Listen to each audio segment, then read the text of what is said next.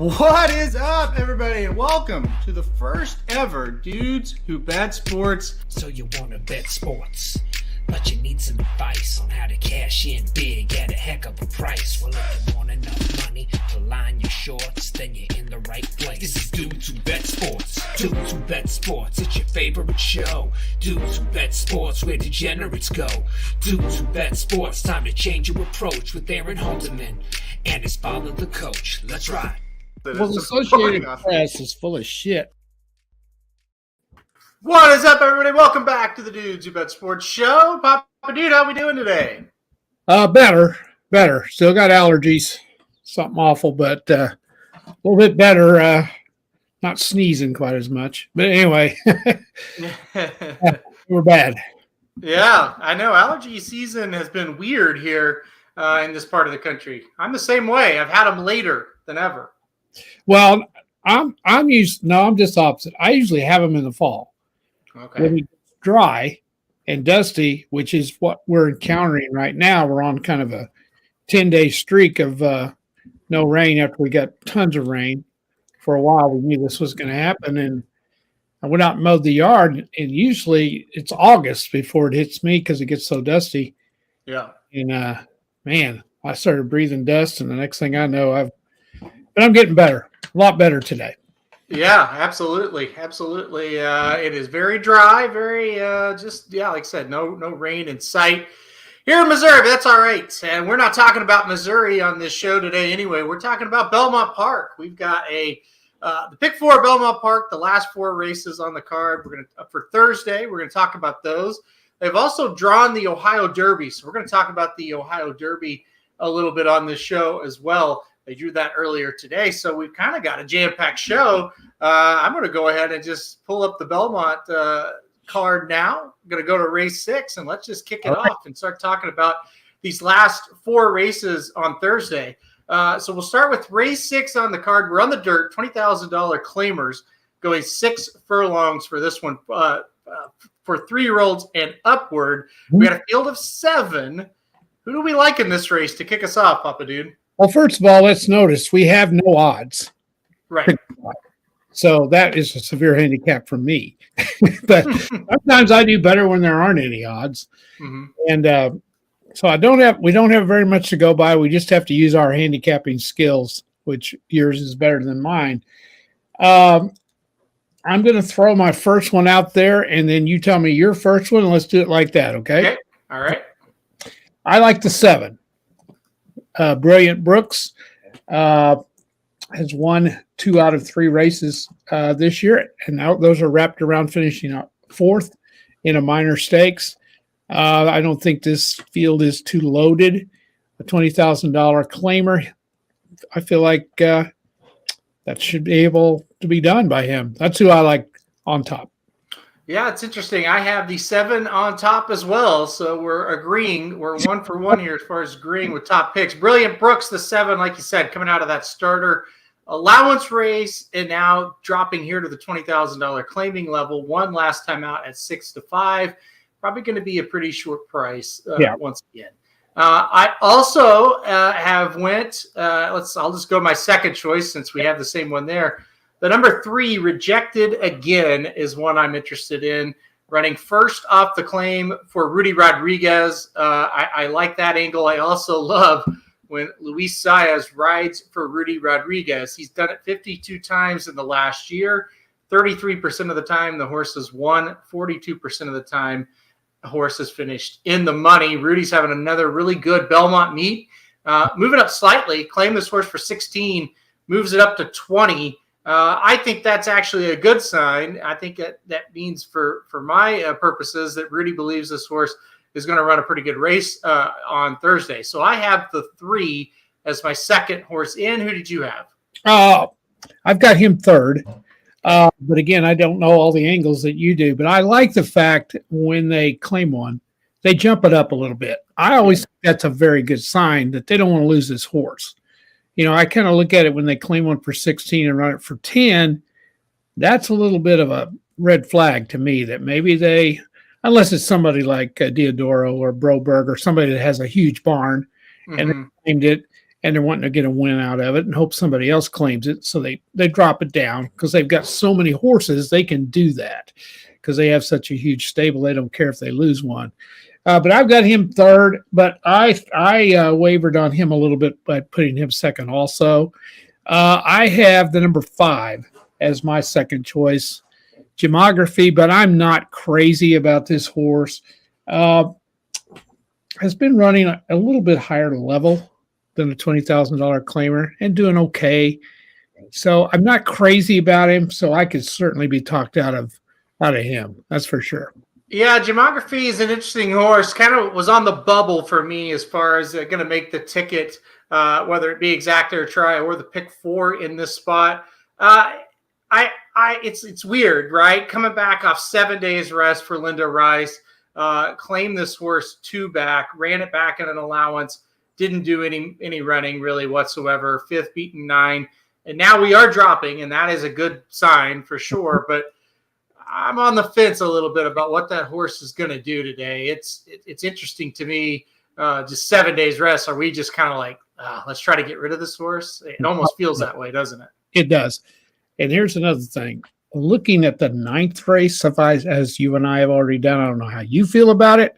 I think we need to go as short as we can before we get to that 9th race, because I don't know if you got anybody, but I got nothing in the 9th race. So yeah, we can eliminate a horse or two. I think that's good. It's a typical Saratoga or Belmont, I should say, card where the last race is definitely a nightmare, and it follows suit here as well. And yeah, I'm with you. It's going to be a little bit wild. Yeah.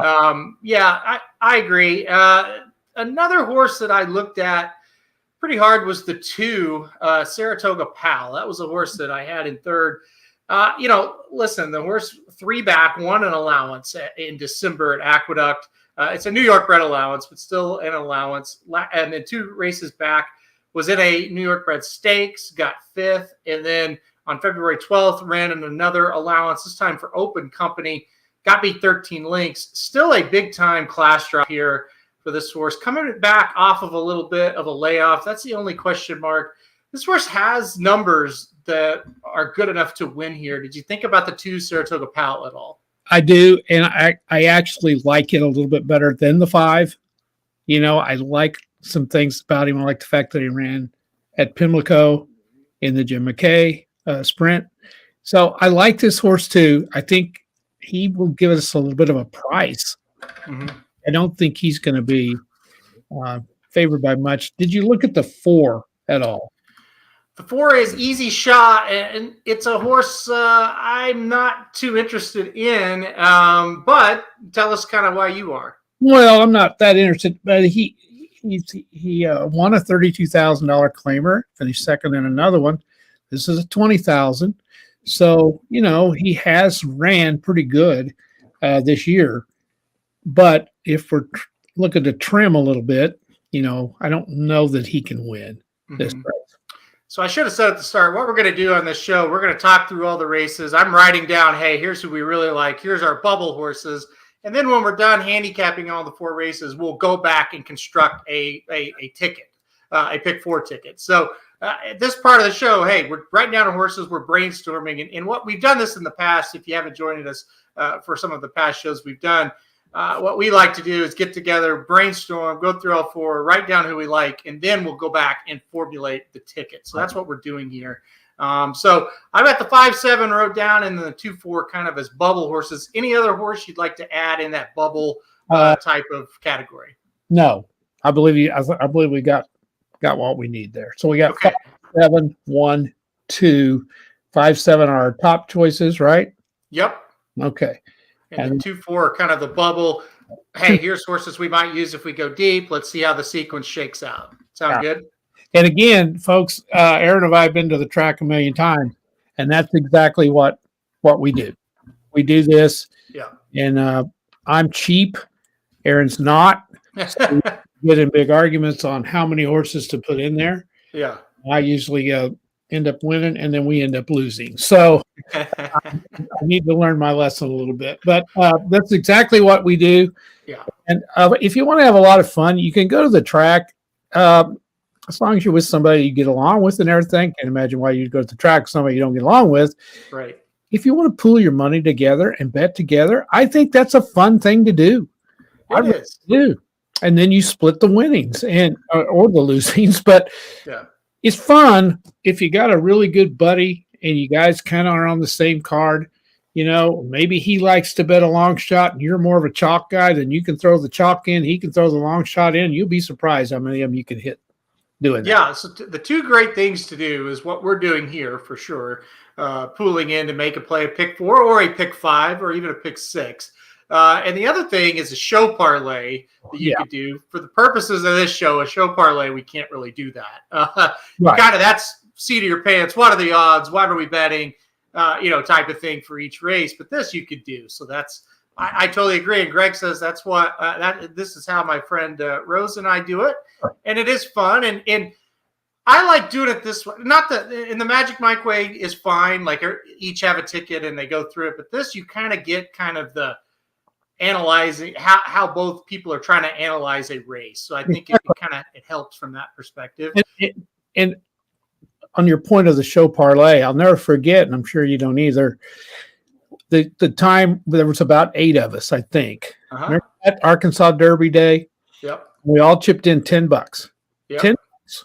That's all we chipped in. And we just kept hitting it over and over and over again. And I think all of us won $80.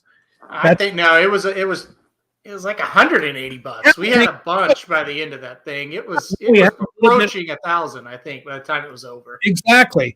Now you got to keep hitting them. Yeah. But I remember we missed I think it was like the 4th race, and we started again. Yeah. And we hit every single one of them, and then we got to the very last race, and we had a little bit of change left over. Remember, we put that on the winner in the whatever the change was left, and we put that on the winner of the last race of the season at Oklahoma in those days, and we hit that one too. And I walked away from there, and I thought to myself, that's the most fun I think I've ever had at a track, because a lot of people do the show parlay where, let's say you got 8 of them in it. Okay, when it's your turn, like you got third race, you got the next person got. We didn't do that. Remember, we had a consensus. We all decided, and whichever horse got the most votes is the one we put the money on. Yep. And it was fun.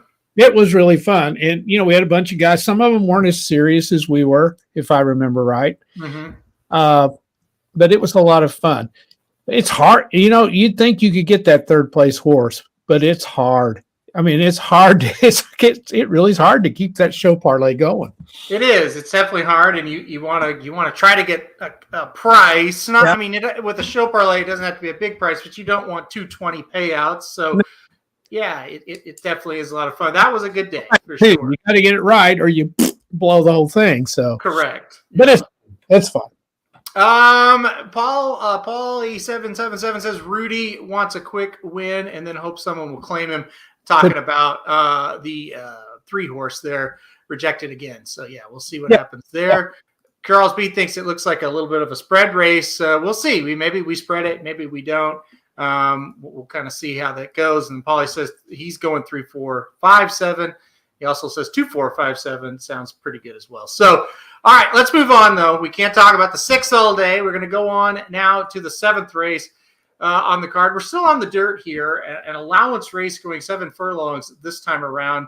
$94,000 purse. So what a purse here at I'm ready for Saratoga. About called Saratoga Belmont twice. But field of 6 coming into this one. And boy, if you play the Naira circuit, many, many, many of these horses. All right, Papa Dude, where are we heading in the 7th? Well, we don't have any odds, but a website we use, how's it pronounced? Ekman Edge.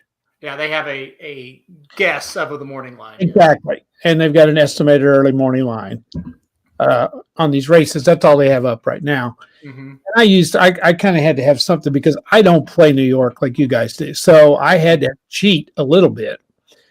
And they've got the 6-horse opening at 1-2. Mm-hmm. Now, when I go back and look, I like a couple of other horses in here as well. Okay. When I saw that 1-2, I thought, oh, there's the one that we can single, and maybe you can talk me into this. The only thing about the 6 hadn't run this year. Does that bother you at all? Yeah, in some cases, yes. In this case, no, because it's Chad Brown, and almost Chad Brown off a layoff is almost a positive. Let's just throw out this stat. I have it right in front of me as time form has it listed. Horses coming off 160 to 268 day layoffs. He's had 77 in the last year. 30% of those horses have won. 64% of those horses have hit the board. Wow. So I don't consider it a negative when it's Chad Brown. Okay. The fact that he was 2 for 3 in 2021, and he hasn't run at all. That doesn't bother you. Not when it's Chad Brown, no. Okay. All right. Well, obviously I like him because it's Chad Brown. I mean, you have to look at that. Yeah. You have to. I like the 1 also. Do you? Yeah, the 1 would be my second horse on the ticket if we go that route. Yeah, go ahead. Why do you like the 1? Well, I like his past performances. I think he's been running at a high level. I think the odds will be decent on him, and I think that's a good horse. I guess it's a her. Yeah. I guess. I mean, I just think she'll run well. So to me, if we're going to go 2, that would be my second horse.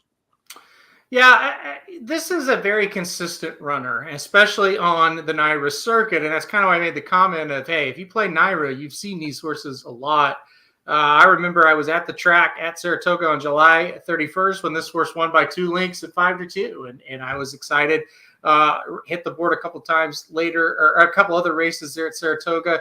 At Aqueduct, was able to hit the board about 4 or 5 straight races.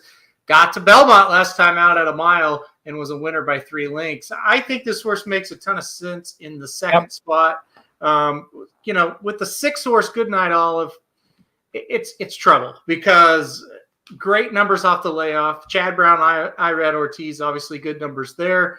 Horse has more speed than everybody else in the race, I think, as well. I think the horse has really caught a paceless race, drawn all the way to the outside. I think that's good for the horse, too. If anybody kind of goes crazy, the horse has shown that she can sit off the pace if need be.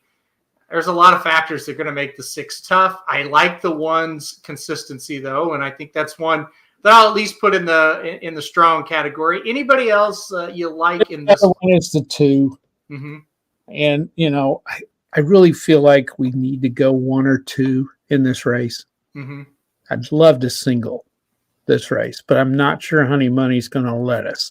That's we'll see where we're at the end of this. But are you feeling that we need to probably go 2 at the most in this race, or you think we can go 3? I don't think there's any way you can go 3. I'm thinking 1, probably. It just depends on how we line up in these other races. The problem with singling the 6, everybody's going to single. So if you can beat the 6, that's right. With a horse like the 1, it's going to be a pretty nice payout. So that's kind of what I'm thinking. I'll put the 2 in the kind of the other category. Who knows? Maybe the 8th race will come up with something and we'll kind of get a little different on this. But I'll go 6, 1, 2 for now until we come back around and put the ticket together. Right. Nick Philman says, typically Chad is always pointing his horses to something. What do you think the plan is for Goodnight Olive? This feels like a prep. I totally agree. Yeah. So Goodnight Olive won a maiden by 8.5 and then won an allowance by 9. And now off 214 days, going to be back Thursday. Gosh, this horse certainly looks like she's the goods. It's probably a prep for something at Saratoga. It would be my guess. There's also a race coming up at Belmont called, I believe it's the Victory Ride is the race for the older fillies.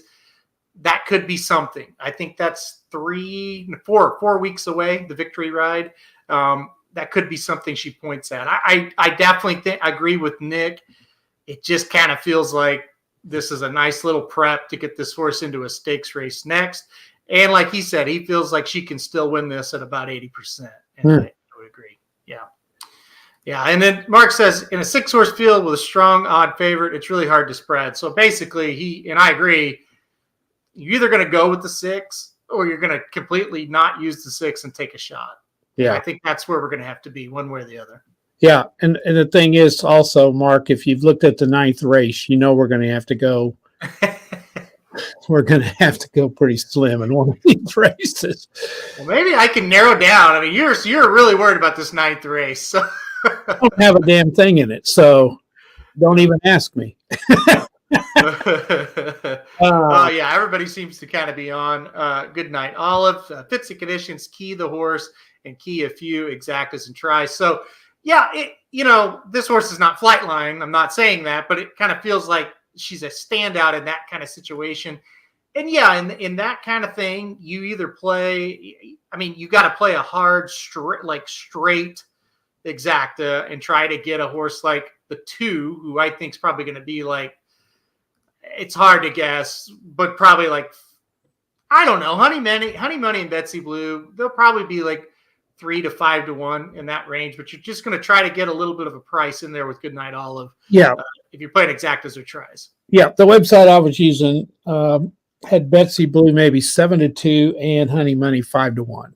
Yeah. They thought if Honey Money, in reality, if that horse is 5 to 1, I think a 6-1 exacta would be fine. Yeah. I just don't. I'm not comfortable playing like the 1 and not playing the 6 in the pick 4. I'm not comfortable with that at all. No. All right. You got to get it right. You can't get too cute and miss it. You know what I mean? Well, we're just going to have to, it's just what I always tell people, all these things are created differently. And so we have to go through all of them and see who we like and see how it matches up, but then we could make kind of our decision on what to do. So okay, that's right. All right, let's go on to race number 8. This is not an easy one for sure. It's going to be we're on the turf. I should say that first. It's an allowance going 6 furlongs on the turf here, $96,000 purse. So another really good purse here for these horses at Belmont. Field of 10, we do have a coupled entry, though, so it'll be 9 horses. But one of the coupled entries is cost basis. That horse is an MTO, so he will not run if it stays on the turf. The other coupled entry is Principled Stand, who will be the number 1 horse. So if you're looking at the screen here, 1 through 6, those numbers are correct. And then Yes and Yes will be the 7, Pulsate will be the 8, and Mr. Hustle will be the 9. It's kind of confusing when the official numbers aren't out yet, but that's how it'll be. So once again, 1 through 6 that you're seeing are correct. Then Yes and Yes will be 7, Pulsate 8, Mr. Hustle 9. So, all right, that being said, who do we like in this one? Got to go with Chad Brown again with number 1. Would be my top choice. 3 for 4. Looks the best to me out of the bunch. I'm with you again. I believe Chad Brown's got this horse ready to go. By the way, this horse was coming off a 252-day layoff last time out and won. And won pretty well, won by a nose, but set the pace and was able to hold on. Listen, the cutback in distance is a question mark for sure, because this is the shortest the horse has ever run. He's been at a mile or a mile and 16th in all 4 of his starts. Now, he has early speed. That's the good news. He should, be like maybe 3rd or 4th. I'm not sure if he'll be on the lead. That's the big question mark. Did the distance worry you? No. Not when you're dealing with Chad Brown. Yeah. Right? If it was some flunky, but I don't see how you can question what Brown does. There's a reason why he does what he does. I mean, he's proven himself too much to me to be worried about that. Why would he do that if he didn't think he could win? Yeah, Nick Philman makes the case. Also, it's kind of maybe this is a time to take a shot because the horse won an allowance and he's not going into a stakes race. And that's interesting. Definitely is interesting. Kind of an angle maybe to play here. The horse kind of seems like he is ready for a stakes. Maybe they wanted one more race to see how he did. Or maybe they're saying, listen, I don't think he's good enough to compete in the New York Stakes races going a mile. Maybe you can find another gear with him if we cut him back to 6 furlongs. So it could be a few different things. I don't think we're singling this horse, that's for sure. So let's talk about a few of the other ones here. Okay, who else do you like? I like the 8. Do you like the 8 at all? So is the 8 meaning the 7? Yes and yes. Oh no. I'm sorry. The 9, which would be Pulsate. Okay, so the 8 is actually Pulsate. Yes, you do like Pulsate here. And I will like Yes and Yes also. Okay. Those will be my 2 and 3. Yes and Yes has wins at the distance, has a lot of experience, has 2 wins in a row. Mm-hmm. Yeah, I could definitely see it. Yeah, I could see it. I think the horse has more early speed than the 1. So I think that's kind of interesting as well. Maybe the horse gets a little bit a better position than the 1 horse. And then Pulsate, coming off a layoff. I don't really love this trainer. That's my problem with Pulsate. What did you think about? I mean, he doesn't have a ton of success at Belmont. Right. And I've never heard of him. So that's right. So it's never a good sign. That's a very bad sign. So, but the horse's track record is not bad. The horse has done some stuff. So he's got a shot. The only other one I looked at was the 3, not the 3, the 2. The 2 just a little bit. Big package. Yeah, but again, that would just be a throw in. And I don't know that we need to do that in this race. Big package, second off of a layoff, dropped down in class, $100,000 stakes last time. Has won big races in the past, was a Saratoga allowance winner on August 28th. Belmont allowance winner on November 7th. I could see it. The horse usually wins at pretty decent prices. Yep. Interesting horse there. What about the 4? What makes Sammy run? This horse is coming out of a grade 1 race just 12 days ago on Belmont Day. The Jiper got 5th, only beaten 3 lengths. Got beat by some heavy hitters. Casa Creed, Recipe Red, True Valor. I like this horse. What about you? The short turnaround doesn't bother you? I mean, it definitely is something that's a factor. I liked that Flavian Pratt rode the horse that day, and I kind of was scratching my head like, why did he get on this horse? And now he's back here.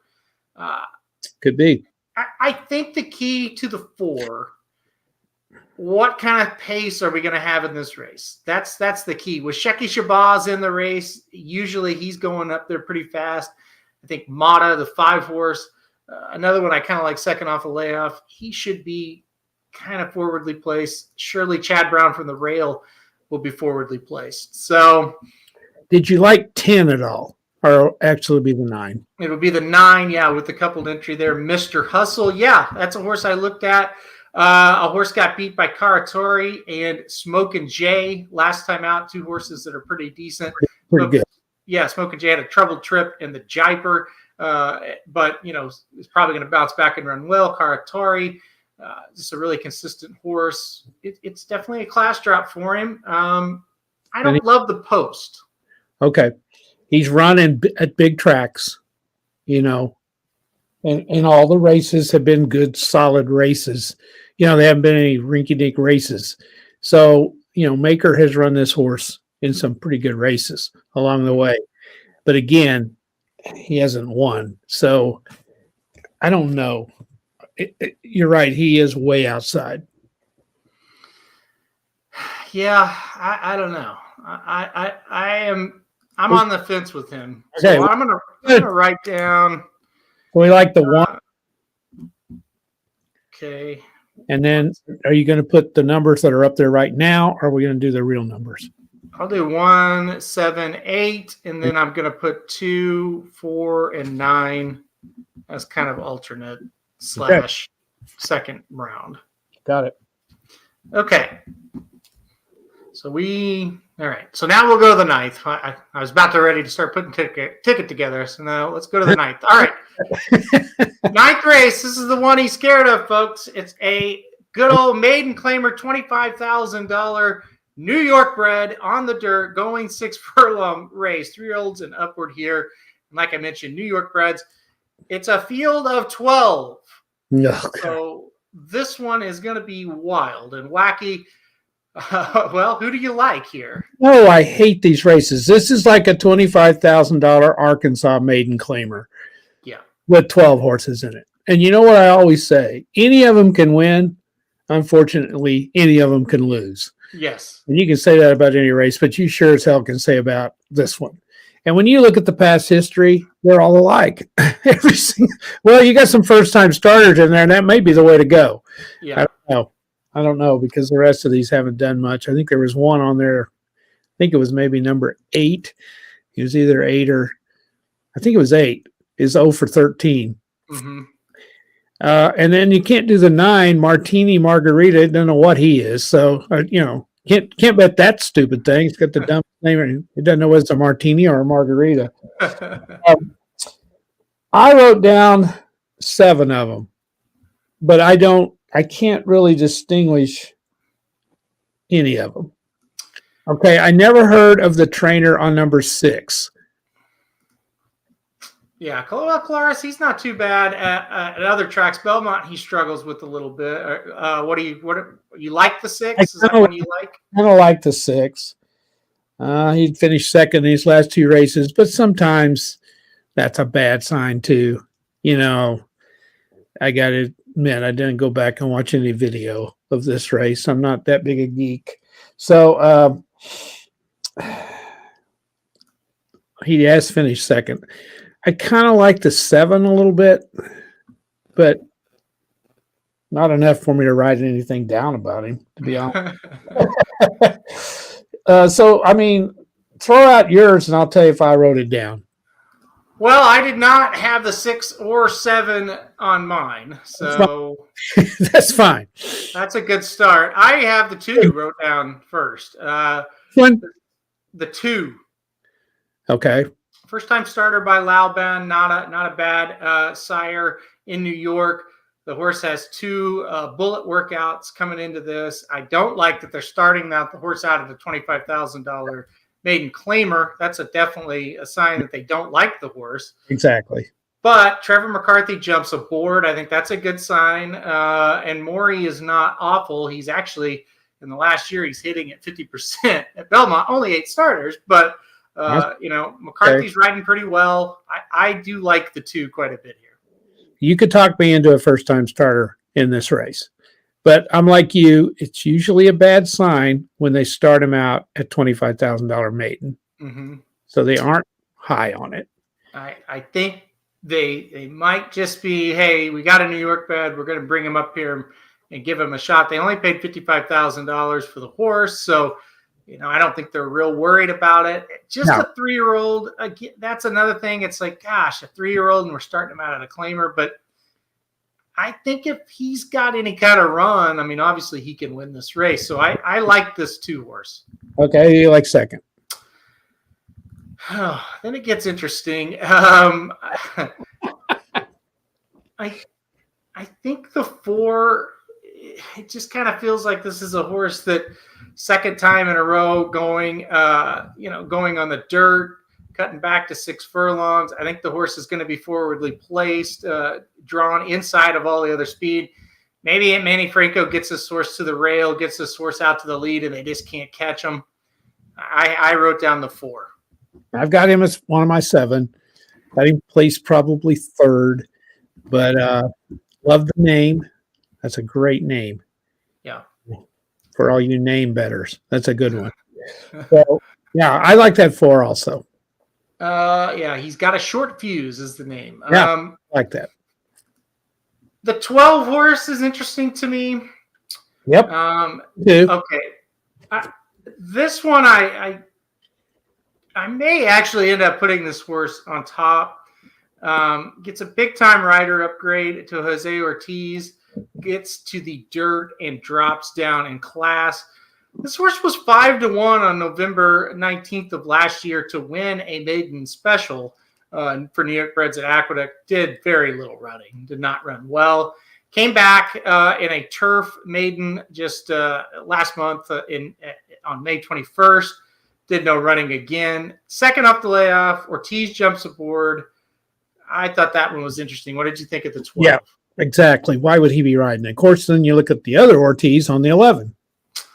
And the 11 is another one that I have on the well, I wrote it down. I don't know if it'll make the ticket or not. The problem with the 11, it hasn't shown hardly anything. Like he has not ran well. The good thing about the 11, Orlando Noda now has the horse. And that's good. This horse was 3-5 last time out and lost by 15.25 at 3-5. So can he bounce back? He does have a second somewhere. I wrote down somewhere. Yes, his race 2 back was second, and that was so both of the last 2 races have been at this level. Right. And 2 back he was second, and then he was still beating 9 lengths, and then last time out was 5th, beating 15.25 at 3-5. Tough to bet a horse that's got beat that bad, Yes, for sure. Yeah. Another horse I did write down, the other first time starter, the 3 for Chris Englehart. God, the problem with the 3, these workouts, I mean, I'm not a huge workout guy. They're not great, but it is a $25,000 maiden claimer. Right. Who else? Who else did you write down? Let's see. That's it, because I had the 6 and the 7. Then I had the 2, the 4, 11, and 12. Yeah. Or then the 5. But I don't say that I like him. We haven't talked about the 5. Let's talk about the 5 here, Raw Courage. The horse drops down to this level for the first time, but obviously needs to drop down to this level. Right? I mean, let's just go through the last 4. Okay, here's the good news. On January 9th, which was 5 races ago, he was in a maiden special weight for New York Breds at Aqueduct, going 7 furlongs. He was 3rd, beating a neck. Now, that's good. Yeah, that race will win today. Yes. But here's the problem. The next race, same conditions, he was beating 20 lengths. Right. So they dropped down the next time to the 40K level. He's beaten 10 lengths. Then they tried turf the last 2 times, and he was beaten 5 and then 18.75. It's a drop. You get Dylan Davis. I mean, maybe, right? Well, yeah, we got to eliminate some of them. So has he done enough? I don't think so. It doesn't really seem like I don't see it. No. Now, Dennis is talking about the 8, so go through Perfect Banker. Is he the 0 for 13? Perfect Banker, okay. So there's going to be the problem. He's 0 for 13, and not only is he 0 for 13, if you were betting a show parlay the day he ran on any of the 13 races, he would have busted it because he has not even hit the board. Now, this will be his 2nd race at the level. And this race last time out was his best finish. He was 4th, beaten 8.25 at this level. So 2nd time on the dirt, 2nd time at the level. He might kind of be forwardly placed as in maybe he's 4th or 5th. There's worse, I guess, right? He ain't going to be on my ticket. I'll put it that way. I ain't putting an 0 for 13 on the ticket. Yeah. I can't do it. Can you? No, I can't. So, okay, people are talking about the 10, and here's why people are talking about the 10. Let's see what Bicerno, let's say. Okay.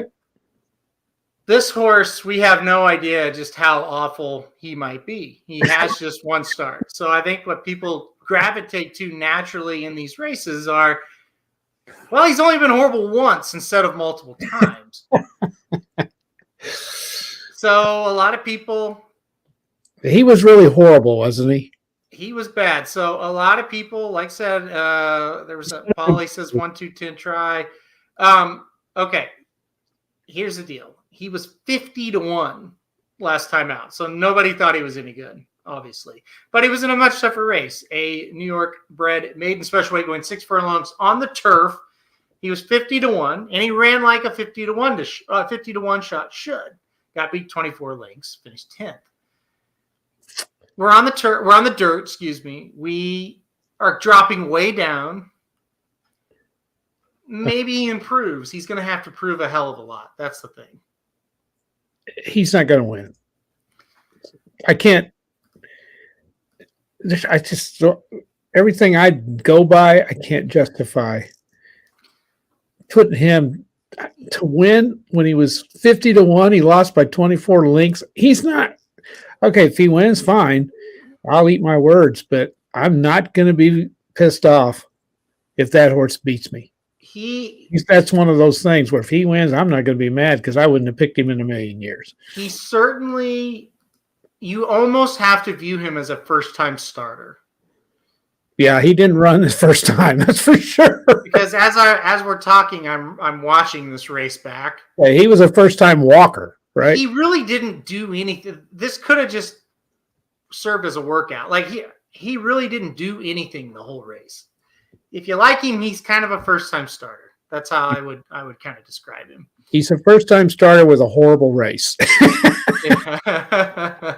Yeah, it's not good whatsoever. We keep talking about these horses round and around. Now, yep. Rudy might give the 9 some motivation.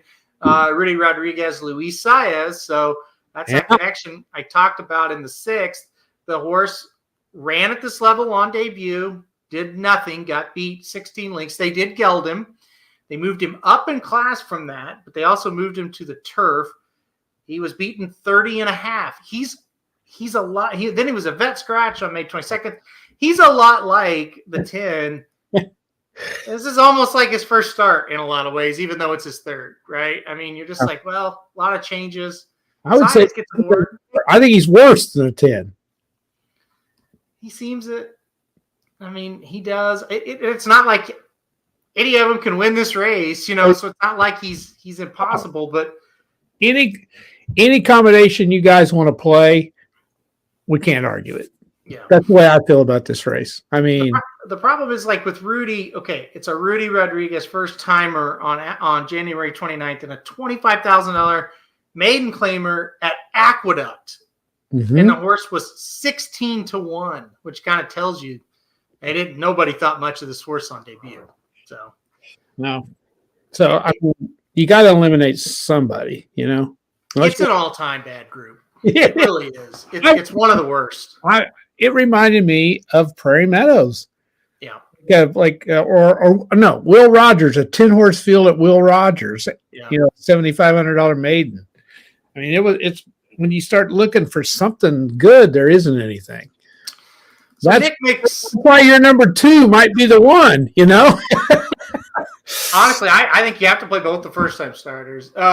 Nick makes a point here. He says he always feels like if Bond has a horse he thinks can win, he calls Saez, and Saez is on the 9, who also looks like he has no chance. So I don't like the 10. Kinda. I mean, Paulie says maybe Harkey gallops that horse in the morning, and that's very possible he could. Yeah. Yeah. I'd say Louis riding the 9 as a favor to Rudy, to be honest. I think he said, okay, it's the last race of the day. I'll get on this donkey and ride him. I like the 9 better than the 10 for that reason. I don't like them either one. So this is going to be a wild race. You don't like them either. You don't like the 9 or 10. No, I don't. Okay. The 1 horse, let's talk about, since we've talked about them all, we're going to talk about the 1 and then we're going to formulate this ticket because I can't talk about the race anymore. About the 1 is I can't pronounce his name. I can't pronounce it's Elvin Tricorto. Okay, this is another Rudy horse. So this is a Rudy horse with Joel Rosario aboard. Jumps on for Cardenas, who I do not like. So big time jockey upgrade. Hasn't been close at this level in the last 2 races. He has hit the board, hasn't he? He's hit the board. Well, hit the board 3 times, only once recently. Okay. In this field, he has a shot, probably. Yeah. I said in this field. In this field, it's possible. Yeah. We're talking about a field. You probably could go out in a field and get a horse out of a field somewhere that'd have a shot in this race. I would think so. I think Dennis said if I was born in New York, I would have a chance to beat these horses. Oh, is that okay? Yeah. So, yeah, and Paulie says this pick 4 could be tough. Cheap claimer to start and finish. Yes, I definitely agree. Kidding. That's why I kind of liked it. I think it's going to pay. Even if the 7 wins, I still think we could get some prices home. Well, the difference between the 6th race and the 9th race, there's 2. One, there's only 7 horses in the 6th race. Mm-hmm. And some of them have got some pretty good figures. In the 12th or in the 9th race, there are 12 with 0 to go on. So, I think there's, as far as the caliber of horse, there is a huge difference between the 6th and the 9th. No doubt. Yeah. All right. That being said, let's round it back here. Let's go back to the 6th race. We're going to formulate the ticket now. I wrote a bunch of horses down in the 9th, so we're going to have to trim that. Yes. Okay. The 6th race, I had the 5-7 wrote down as the top ones, and then the 2-4 as kind of your bubble horses. Well, now wait a minute. You don't have 3 on there, Aaron.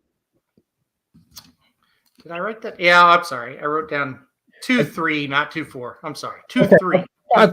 I thought the 4 was the one that you had the wrong one there. Yeah, right. I did. So 5-7 and then 2-3 are the bubbles. Yeah. Okay. You like 3. Yeah. Okay. Well, you got to throw him in there. I think 3-5-7, and if you want to play the 2, I'd be okay with it. Let's start in, which is 3 in this one. So 3-5-7 to start it. Yeah. We can always go back and add one. Okay. And then the 7th race is obviously with Goodnight Olive. I think this horse is a clear single. Oh, so if you're singling. I think it's a single. Yeah. The 1, okay. So you don't, but you like the 1, so. Well, let's see what we end up with here. Okay. Because Right. I agree with you. She looks like a single, but let's see what else we got. Okay. So this is probably the key. The 8th race, we've got 6 horses wrote down. We've got 1, 7, 8 as kind of our top tier. 2, 4, 9 is kind of the second tier. Mm-hmm. So obviously we're gonna go deep in the 9th. It's gonna be a matter of how deep we want to go here. Well, if we go 3 in the 6th and 1 in the 7th, okay, we could go 4 in this one. That would be 12, right? Mm-hmm. You could go 4 in here and maybe 6 in the last, and you have a $36 ticket if you single. If you single 7, or excuse me, the 6 in the 7th race. Well, or the other route would be 3 in the 6th, 2 in the 7th, 3 in the 8th, 15, and then 6 would be 90. So it'd be $45 ticket if we did that. I think we've got to single the 7th race. Yep, we're going to go with the 6 and the 7th as a single. We almost have to. We have to. Yeah. The sequence really dictates what you could do in this situation. Because with these 8th and 9th races, you almost have to have a single. I think you do. And if Chris was known, and we're doing this right now, I think really, if you and I were at the track, honestly, we probably would skip this pick 4. Oh, I don't think so. Oh, you think you would do it? 100%. Yeah. Okay. Yeah. I totally disagree. I think this is a good sequence. Oh, you do? Okay. Well, you did much more than I did. There he is, guys, Mr. Bunny Bags. Yeah. All right, so let's get to the 8th. All right, we got to have 1. That's a no-brainer, correct? Yeah, 1 has to be on the ticket. Yeah. Okay. All right. And then to me, it's kind of a crapshoot after that. Wouldn't you agree? I think the 4 has to be on based on how he ran in a grade 1 race last time out. Okay. Flavian Pratt aboard. I know it's a quick turnaround, but no, I think the 4, what makes Sammy run, has to be on the ticket. I do too. Okay. I think we both like the 7. Yes and yes. Yeah. So the 7, yes and yes. Yeah, I think winner of 3 in a row. I think the 7 has to be on. Yeah. Okay. So then it comes down to, I think we're going to go 4, aren't we? We're probably. Yeah, I'd say we go 4. Yeah. All right. It comes down to the 8. Pulsate. Mm-hmm. Then we have Big Picture, the 2. Big package. Yeah. Big Package, I'm sorry. Mm-hmm. And Mr. Hustle. Yeah. I think one of the 3 need to be on. Big package, second off the layoff. Pulsate coming back off of a layoff. But has finished second in some stakes races. Belmont Sprint, 3 back, second, only beaten a length by Arrest Me Red. Pretty nice horse. I like him. He's probably the best horse. If he's ready to run, let's play the 8. He might be a price, too. Yep. Let's play the 8. I think that's a good play. Dennis makes a point. If Arrest Me Red was in the race, what would his odds be? That's why I would go to the 8. Yeah, I think we're in agreement. Okay. Man. All right. Yeah. So 1, 4, 7, 8 in that leg. We'll go to the 9th. And like I said, let me do this real quick here. 3 and 4. We got $12. 6, actually. So we can play either 5 horses or 6 horses in the 9th. All right. So what we have, 12 times 6 is $72. So 50 cent pick 4, Yeah. $36. Mm-hmm. It's not that high a ticket. Nope. And I think we got to play 6. Okay, so we'll go with 6. 6 horses. We'll see if we have the number 6 on the ticket. 6 horses here. Yep.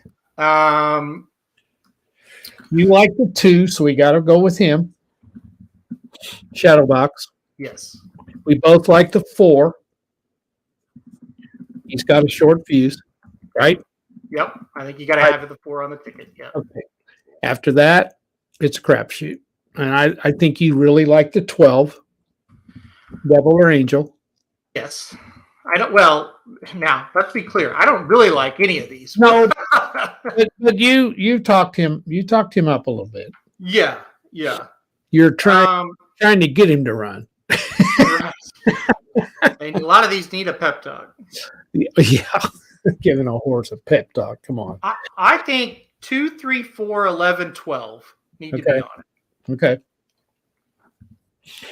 Then you come up with the next 2, and you can throw any of them in there. You like the first-time starter, number 3. Yeah. So I've got 2, 3, 4, 11, 12. So we just need one more. Eeny, meeny, miny, mo. Yeah, exactly. Oh, I kind of like the 1. I'm looking through here. Okay, the 1 and the 5. You didn't like the 6. You didn't like the 7. So you liked the 6. I had him simply because he had finished second at this level in his last 2 races. I like the 6 better than I like the 7. So 1 or 6, those are candidates for sure. Well, 6 at least showed some promise. Second is better than most of these have done. Mm-hmm. That doesn't mean he's ever going to win. He's ever going to win, but maybe we need to put one on there that has at least shown something. So here's why I like the 6. You're not wrong. That's true. All true. Oh, and never mind. Nick just said it, so I'll put his comment up right here. He's gonna get to the lead. At one point, 2 races back, he had a 4-length lead. Now he faded and lost, obviously. But he was in front.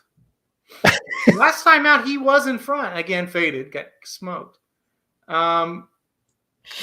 Has he found a race, like Nick says, where nobody can pass him?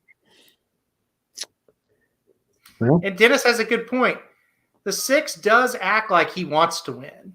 Like he does get out there and act like he wants to run. He just can't sustain it. Cannot sustain it, obviously. He has a stamina problem. I feel comfortable with putting him on there. Okay. I think you got to put somebody on there that has some history, positive history. He has finished second twice, and not very many of those can say that. Correct. Well, we got 2 on there to never run, and they may be the best bets of the whole field. Correct. All right, so we got 2, 3, 4, 6, 11, 12. Correct. 2, 3, 4, 6, 11, 12. He needs 4 furlongs, Greg says. Boy, Charlestown going 4.5, Greg. This horse would win. Maybe they'll put him in a special weight at Charlestown. You're right, though. And second by 7 lengths means he was in a horrific race last time out. So bad that the winner was 7 lengths clear of the second place horse, but he was still second. I mean, so take that winner out of the race. Greg, we're not saying he's any good. No, Greg's not. He knows. Oh, goodness. Yeah, let's claim him for 25 and then win a $30,000 special weight at Charlestown going 4.5. Oh, boy. Boy. We want to claim a dog horse. That's what we want. Well, we need to call up. I'm not going to say it. All right, let's put this ticket up here. How about? All right, there we go. That's the Belmont late pick 4 ticket that we've come up with. 50-cent ticket. I'll read it off here. 3, 5, 7 with 6 with 1, 4, 7, 8. With 2, 3, 4, 6, 11, 12, $36 ticket there. So there it is. You feel good about it. There'll be a stampede to the window to bet this one. Well, no, I think the one thing about Belmont, we've seen some weird stuff on the turf the last few days. 3 out of the 4 races are on the dirt, so that's good. And the turf race, I think we're going to end up on a few, well, maybe 1 or 2 prices. So yeah. I think this thing can pay even with the single there of the 6 in the second leg. So we'll see. I wanted to mention one thing right here. Rodney Evans says Taba had a 5 furlong workout in 49.6. Is that good? Not sure on what's fast and what's not. It was the fastest work at the distance that day at Santa Anita. And I can't remember exactly, but there were a bunch of horses that worked that distance. I have talked to a couple of people that saw the work live. They think Taba's doing really, really good. I'm not a workout guy. I couldn't tell you, but they think Taba's gearing up and doing pretty well. And like I said, it was the fastest work at the distance at all. That's all I can tell you. Is Bobby B back yet? He's got another week, doesn't he? I think he comes back first week or second week in July. I think it's the first week in July. Okay. Yeah. On the news front, I heard talk about Chad Brown is probably going to send Regal Glory to the 4-star Dave to take on the boys. And his other colt, Mason, is headed there as well. I'm excited for Regal in that race. Yeah, that's going to be awesome. Regal Glory, of course, Papa Dude, one of your favorites from Belmont Day. You bet. And what do you think about her taking on the boys at Saratoga in the 4-star Dave? That's kind of upping it, don't you think? It's upping it, but she's upping it. She's good, though. Probably look good enough, right, to do it. Yeah. And, Phillies have won the 4-star Dave in the past. So, yeah just keep an eye on that. Where will Taba land next? That's the $1 million question. Not sure, Paulie. We'll see. Biggest thing about Taba is that he changed trainers to Sean McCarthy, who's getting all the Baffert horses that are actually winning. That's right. McCarthy's training the good ones, it seems like. So, yeah. Are there any 2-year-olds we should be looking out for at Saratoga? It's a little early for 2-year-olds. We'll ask that question once kind of Saratoga gets going. Then the list of 2-year-olds get going. There was a Todd Pletcher horse that won at Monmouth and got a 101 buyer. The name has completely escaped me right now. If anybody can remember that name, let me know. It was a filly. Looked very good on debut at Monmouth. I believe it was maybe Friday or Saturday that happened. So we'll see that one next. Yes, there you go. Munning's goal for Pletcher just broke the maiden with a 101 buyer. That's right. I knew it was money something, but I couldn't remember. So we'll see what happens with her. That's a very, very high buyer for a 2-year-old. So we'll see. Yeah, how about the horse out of First Dude, also won for Todd Pletcher. The buyer was like a 59 for that horse. So I'm not sure that one is quite as good as Muddy's Gold. Yeah, Saratoga is always kind of where it starts with maiden special weights, and you'll see some really, really good ones. For example, Rodney, horses that you may have heard of, Echo Zulu was a horse that came out of Saratoga last year. Looked really, really good. Jack Christopher was a horse that came out of Saratoga. So those Saratoga and Del Mar maiden special weights are where the 2-year-olds really start to emerge. So we're about 3.5 weeks from Saratoga. So one other thing we want to talk about, the Ohio Derby was drawn today, and it drew a field of 8. There's some good ones in here, right? Ethereal Road is there. White Abarrio is there. Tawny Port, Classic Causeway. Not too bad of a field at first look, is it, Papa Dude? Oh, that's a good one. I like White Abarrio, don't you? I really like that horse in that race. Ethereal Road was going to run in the Belmont, had a little foot problem, if I remember right. Wasn't that what it was? Hopefully he's healed up. He'll be a factor. Yeah, this is a good – there's Tawny Port.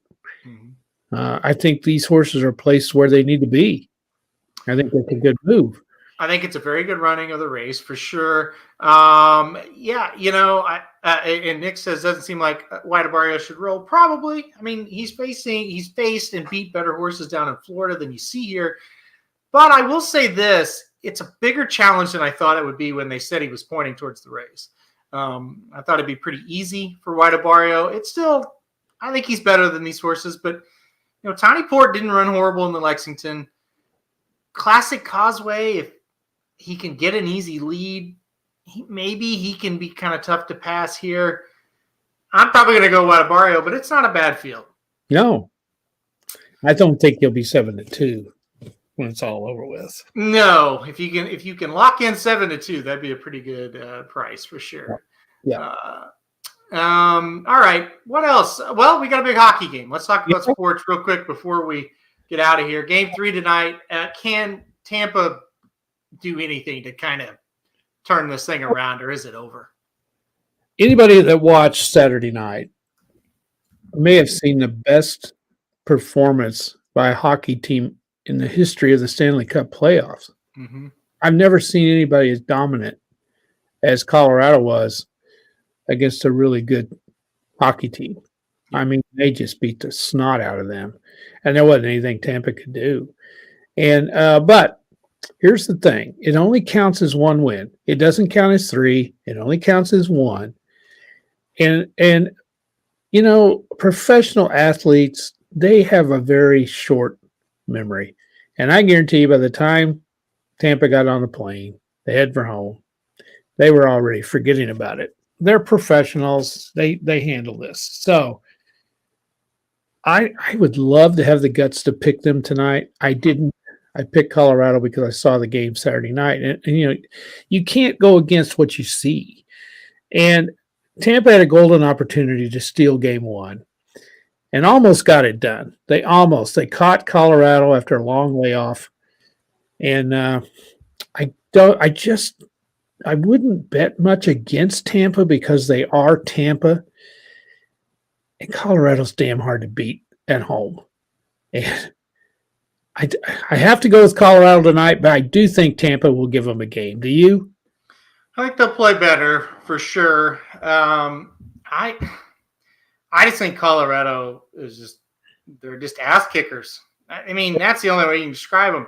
Sweep Nashville, beat the Blues in 6, should have been 5. They absolutely dominated St. Louis. Right, but when you think that the Blues played them better than anybody did.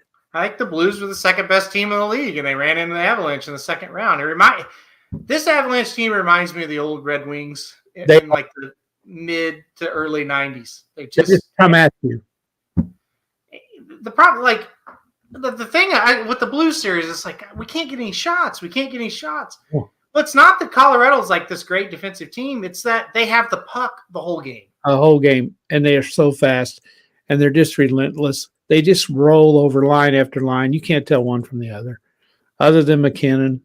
Yeah. And, I mean, the rest of them, they're clones of each other, and there's no weakness. The only weakness is the goaltending, and the goaltending doesn't have to do anything. Mm-hmm. Or they simply don't have to do much. And honestly, the weak goaltending kept the Blues with a chance. They did. Because the Blues were good enough to get a few shots. Yes. And he let in some bad goals. He did. I just don't. I mean, we're talking about the two-time defending champions.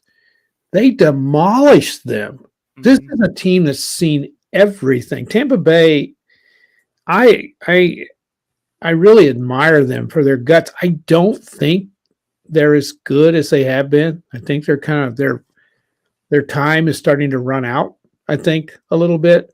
Everybody said Vasilevsky was horrible in game 2, and he wasn't great, but my God, breakaways, 2-on-1s, 3-on-2s, you know, he didn't stop everything. I mean, it was just a total domination. So I cannot pick against Colorado tonight, but I won't be surprised if Tampa ekes one out. I don't give them any chance to win the series, though. They all have to beat them 4 out of 5. There's no way they can beat them 4 out of 5. Sylvian points out Colorado's 7-0 on the road. Yeah, this playoff season, they beat the Blues at St. Louis 3 times. If they go 9-0 on the road, that means they go 16-2 in the playoffs. Yeah, they've lost 2 games. It's incredible. I'm with you. It's like I feel like Tampa is going to fight back, but I don't know. You look at Tampa all through the playoffs. They have been able to slow teams down. Yeah. And they've not given up a lot of goals. And I'm telling you, that Toronto team they beat is pretty damn good. And they may have been the best team in the East. Mm-hmm. And they just lost because they're Toronto. You know, Tampa probably didn't have any business beating them. Mm-hmm. They did. And another thing that might be a little bit of a factor, Tampa could be a little bit worn down. Although they did sweep Florida, didn't they? So they have just a ton of games. But, I mean, Colorado just looks dominant. And we picked them before it ever started. Yeah. Win it all. Because in the regular season, they were just so good, you know. And the more I watch, I'm proud of the Blues for hanging in there. And, you know, it took a lot of courage to win that game 5, like they did. So if Binnington doesn't get hurt, I think they may have been able to force it to a game 7. I don't think the Blues would have won, but no, I don't think they could have. But from a betting standpoint, Colorado was an underdog tonight. Yeah. I'm sorry, I can't not bet on Colorado as an underdog. No, you can't. I mean, I don't understand, and that's just because of the respect that everybody has for Tampa, and they deserve it. Deserve it. Colorado may lose. I'm betting them as an underdog. If you watch the first game, Colorado dominated the game. Yeah. Yes, it was close. Yes, it took overtime, but they dominated. The second game, the score showed the domination. Yeah. So. If you watch Saturday night, you can't pick Tampa Bay. You just can't. You can't. And they, you know, even though it is just one game, you just can't pick it.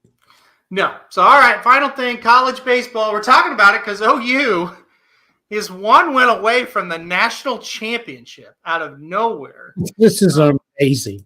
Yes, an amazing run. Games going on right now. Arkansas is playing Ole Miss. It's 4-3. Whoever wins that one will be just 1 win away from the national championship as well. So Arkansas, Ole Miss leads 4-3. Auburn was able to beat Stanford 6-2 today. And then I believe we got the elimination game tomorrow. The winner here, Texas A&M and Notre Dame, will take on OU. And they'll have to beat OU twice because OU has 0 losses. The winner of this one will have 1. Who's your pick to win this thing? You've seen all the teams now. Maybe somebody still on here is more familiar with this than I am. Mm-hmm. It seems like we don't have powerhouse teams up there this year. Mm-hmm. There are a lot of unseeded teams, I think, that are there. Well, the number 1 team, Tennessee, didn't make it. And the number 2 team, Stanford, went 2 and out. They're out. Yeah. And so OU is unseeded. Arkansas unseeded. Ole Miss is unseeded. Yeah. So Notre Dame, Yes. and I think Texas was too. Yes. No, they were seeded 9th, maybe. Okay, and then Auburn's 14th. Right. Well, we don't. A&M is 5th. Okay, so we have just a couple of Stanford and A&M. Anyway, I do think OU's in the worst bracket of the two because I do think Ole Miss and Arkansas are really good, and I think Auburn is too. If I had to pick who's going to win it, I mean Oklahoma has been ultra impressive. They've rolled Notre Dame and who the heck they beat first? Texas A&M. They romped them. They're getting solid pitching. They're hitting the hell out of the ball. Man, they can hit. So, I mean, I give them a shot. I think they're going to get to the championship. I really do. I don't know how much depth they have in the pitching staff. I think the winner of this Ole Miss Arkansas game may win it all. Ole Miss is playing awfully well too. They haven't lost the whole postseason. So, Yeah. This I'm is with a you. key game tonight. I don't want to make I don't think any of the Arkansas fans are still on here because they're watching the game. Yeah. Arkansas just has a tendency to choke. They just do. Yeah. And don't overlook Auburn. They're pretty good. So we'll see what happens in this Ole Miss Arkansas game. I'm glad OU hasn't had to play either one of those. I think Oklahoma beats Texas or Notre Dame. I really do. Not Texas. Texas A&M. Yep. I think OU's in the national championship game, and I think they'll play Ole Miss. I think that's who the matchup will be. Yeah. Cindy's has asked twice about the golf yesterday. I don't even know who won. Cindy, I'll tell you something. And Aaron can vouch for this. Father's Day used to be must-see golf. Yeah. Yeah, U.S. Open. For one reason, and that was Tiger Woods. And big-time golfers like yourself, I saw where you almost shot your age, I believe you said the other day, which is unbelievable. Nice. Congratulations on that. That was a tremendous score. You should be so proud of yourself. You must be a hell of a golfer, or you cheat real good. No, I'm kidding. I saw you posted it on Twitter, and that was very impressive. But anyway, I just don't watch golf anymore. I just don't. And it's not that I do watch the Masters some. What's happening in golf now with this rogue league, is what I call it. Mm-hmm. I think it's going to totally mess golf up. I just do. Aaron, have you followed that at all? I haven't really much, but just casually followed it, and yeah, it's weird. It's definitely weird. Well, the way I understand it, the guys that went over there and played in this league are suspended, right? That's the way. That's what I read. I do not follow it, so I couldn't really tell you intelligently what's happening. And Sylvian says Mickelson, no, not for me. Now, if you like him, fine, and I mean that's fine. But I've always thought he was fake. And if you read anything about golf, all the other golfers hate his guts. Yeah. They really do. They've always – I don't know how old you are, but there was an old TV show called Leave It to Beaver, and there was a guy named Eddie Haskell. And everybody called Phil Mickelson Eddie Haskell because Eddie Haskell came across as this perfect guy, and all the other golfers can't stand him. And that's a fact. That's fact. And all the other golfers love Tiger. And the reason they do is they know Tiger Woods put a lot of money in their pockets. Yeah. And I think Tiger's a regular guy, I mean, as far as getting along with other golfers. I don't know too many that don't like him except Phil. Right. Yeah. Yeah, I don't know. I just lost interest in the whole golf thing. Used to watch every tournament, not just the majors. I used to watch them all. And I do too. There's not any, I can't really say that, but there's no one that just stands out from the rest of them. They don't grab you to where you want to watch them. Mm-hmm. And there's some guys I really like. Mm-hmm. I like Justin Thomas a lot. I love Rory. Rory McIlroy. I think he's a great guy. I don't like Dustin Johnson. Never did. What's that other one? I like Justin Spieth a lot. There's another donkey. That DeChambeau, I think his name is. Mm-hmm. I don't care for him. So anyway, but there just doesn't seem to be those personalities there. Yeah. No, I probably need to give it more of a chance. But it's one of those things, you get into too many things. It's like, I got to give something up. And that was kind of the one. I can't watch this. Yeah, you're extremely busy. I watch golf, the Masters. I love to watch the Masters. There's something about that. I don't know. I don't, if I don't have anything to do, I can watch it better than I can baseball, I think. Mm-hmm. Yeah, I haven't. I'll be honest. Other than the OU games, I haven't watched a lot of baseball. I just don't care that much about it. But you got to watch it now with OU in it. So yeah, and what I do with the baseball, I have the TV on. I'm kind of listening. Right. Yeah. Other stuff while it's on. I'll look up when I hear the ting of the bat. Yeah, that's right. Anyway. Well, let's go hear the ting now. At the top of the third, Arkansas Ole Miss. We'll have it on in the background as we do other stuff tonight. All right. All right. That's it. We've got it. So thank you, everybody, for joining us. And like I said, hopefully we win this pick 4 Belmont. I'm excited for Thursday. Always love Naira, especially when they get back on the turf. Naira racing on the turf, I think that's when it's the best for sure, or the best in the country. So any final thoughts? Well, we're not going to be able to do any better than we did at Prairie Meadows last night. Last night, Prairie Meadows, the picks did very, very well. Sure. We were 4 and the pick 5, and the pick 5 paid $1,191, I think, and the pick 4 was pretty big. We had a long shot in there, and that's what you got to have, and we got lucky. I have a horse for everybody. I'm logging in now to see how far. 7 minutes. Hold on. It'll be worth it, I promise. Yeah, okay. The 2 horse in the 9th race right now at Prairie Meadows. They are in the 9th race, okay. 7 minutes to post. It's a 2-year-old maiden special weight, 4.5 furlongs. I've been told that the 2 horse in this 9th race will be very tough to beat tonight. So the 2 in the 9th at Prairie Meadows, 7 minutes to post. What's his odds? Right now, 4-1 on And him. is that one of Kelly's? This is one of Kelly's first 2-year-old of the year for Kelly. Annual budget, Iowa bred horse here. I was told this horse is really good. Okay. So we'll see. I think the horse is by, horses by Upstart. So Iowa bred out of Upstart. That's pretty good sire for Iowa. So anyway, that's one I was told. If you want to make a little bet there, I was told that the 2 horse here in the 9th is going to be pretty tough to beat today. So there you go.